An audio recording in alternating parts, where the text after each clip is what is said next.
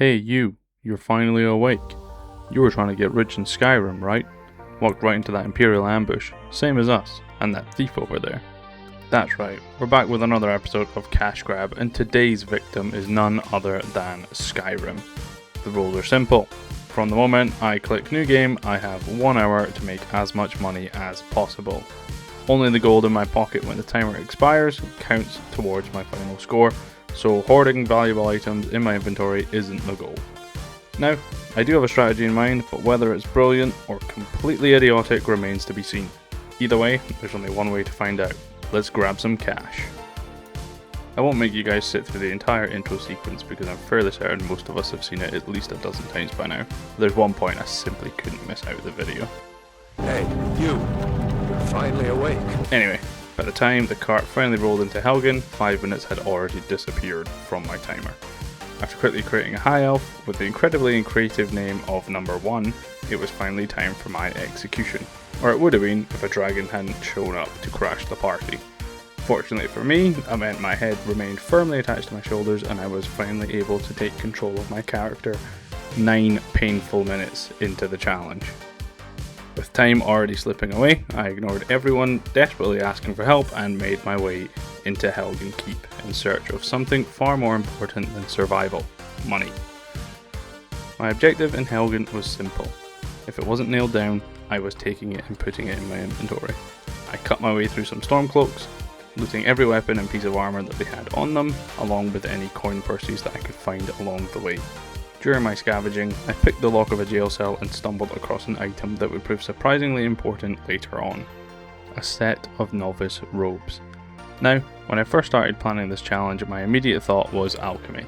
It's used by all the speedrunners and it's incredibly profitable, and it seems like the obvious choice for this video. But then I realised something. You don't want to watch me spend an hour picking flowers. You want to watch me get repeatedly assaulted by bandits in pursuit of a questionable business plan.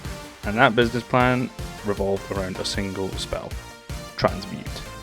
For those unfamiliar, Transmute allows me to turn iron ore into silver ore and silver ore into gold ore. And those novice robes I just picked up were going to make the whole process a lot faster. The robes themselves increase magicka regeneration by 50%, allowing me to cast Transmute far more often than I otherwise could. With the foundation of my plan secured, I continued through Helgen, looting even more stormcloaks, before taking a small detour for a coin purse, sprinting past some giant spiders, grabbing another coin purse, and deciding not to interrupt the bear's nap. I had finally made it through the tutorial and could begin my strategy. The only problem was that Helgen consumed a quarter of the challenge. I'd better get a move on. On my way to Riverwood, I decided to relieve a group of bandits of their possessions in hope of finding some better armour. What I actually found was a new problem itself. I had managed to carry so much junk that I went over my weight limit, which meant I could not sprint or fast travel anymore. Not ideal when you're racing against the clock. As I sifted through my inventory trying to figure out what to throw away, I discovered the culprit. Somehow, from looting absolutely everything, I had accumulated 7 Stormcloak uniforms. Apparently, I spent the last 50 minutes single-handedly resolving the Civil War. After dumping the uniforms and a few less valuable items, I got myself moving again, and made Riverwood my next stop so I could offload the rest of my collection. Before reaching town, I made sure to pick up the fast travel marker for Ember Shard Mine. It wasn't the part of the plan right now, but it contained iron ore, and there was a good chance I'd be back later. A few dead wolves and one very profitable visit to the blacksmith later, my inventory was finally under control, and I set off for Whiterun. I made a beeline straight towards the city gates, leaving the companions to deal with their giant problem by themselves, and making sure to grab the Whiterun stables fast travel point on the way. But I wasn't stopping at Whiterun. I continued north to Halted Stream Camp, the home of the spell that my entire strategy depended on. After dealing with a few more bandits, I headed inside. There, I dodged a trap, removed an unsuspected bandit from existence, and found my first pickaxe. But more importantly, I found iron ore, and lots of it. After mining everything I could, I ventured deeper into the camp and encountered the biggest obstacle of this challenge so far. Guarding the Transmute spell tome was a bandit captain and several of his friends. Confidently, I charged at them, and he killed me. So I ran back in and tried again. He killed me again. Clearly there was a lesson to be learned here, but I hadn't learned it, as I ran in for a third time and he put me down a third time. I finally accepted that my weapon wasn't good enough and decided to let fire do the heavy lifting instead. This worked about as well as everything else I'd tried. Eventually, after exhausting all intelligent solutions, I noticed there was oil covering the room. Perfect. One fire spell later, and most of the captain's followers ceased to be a problem.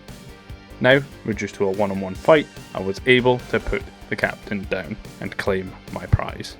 With just under 30 minutes remaining, the transmute spell was finally in my hands. Now, it was time to start making money. I grabbed everything of value and left the camp, fast travelling over to the Ember Shard mine in search of even more iron ore. There was, of course, the small matter of the bandits who had taken up residence there. Fortunately for me, none of them were carrying the title of captain. Armed with my newly acquired steel mace, I was able to carve a path through them much more efficiently while simultaneously transmuting ore with my free hand whenever magicka allowed.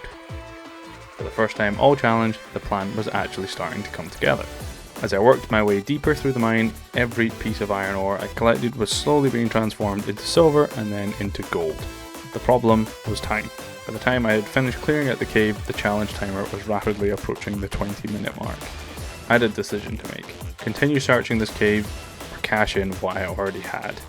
Deciding not to be too greedy, I fast travelled to Whiterun. It was finally time to turn a pile of rocks into jewellery and hopefully into a sizable profit. I arrived in Whiterun under the cover of darkness. Unfortunately for me, that meant every vendor in town was asleep. Great. With nobody willing to take my money, I spent my time smelting my ore into ingots and then crafting those ingots into gold rings. By the time morning arrived, I had a small mountain of jewellery ready to sell. I started with the blacksmith, offloading as much as she would buy before taking the rest to Belethor, who, unsurprisingly, paid me significantly less than what it was actually worth. While sorting through my inventory, I rediscovered the novice robes and immediately equipped them. From there, I spent my time running between the vendors, selling whatever I could while continuously casting transmute with my offhand. Once I'd exhausted the local economy, I turned to one of Skyrim's oldest and most reliable money-making methods: crime. I went from building to building, helping myself to every loose coin purse I could find. After another trip back to the smelter, I accidentally discovered something incredibly useful. If I completely drained my magicka bar, casting transmute, and then waited for a single hour, my magicka instantly refilled.